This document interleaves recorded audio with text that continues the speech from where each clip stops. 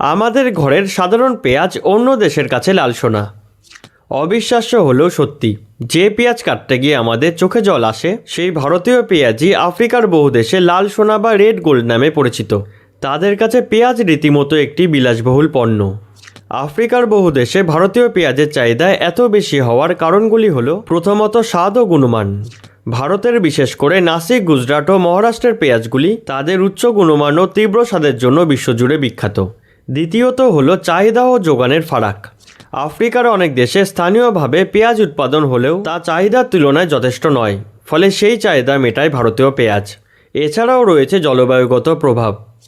আফ্রিকায় হওয়া পেঁয়াজগুলি বেশি দিন সংরক্ষণ করা কঠিন, আর অন্যদিকে ভারতীয় পেঁয়াজগুলি তুলনামূলকভাবে দীর্ঘদিন তাজা থাকে। আর এসব কারণেই প্রতি বছর হাজার হাজার টন পেঁয়াজ ভারত থেকে আফ্রিকার বিভিন্ন দেশে রপ্তানি হয়, যা ভারতের অর্থনীতিতে এক বিরাট ভূমিকা পালন করে।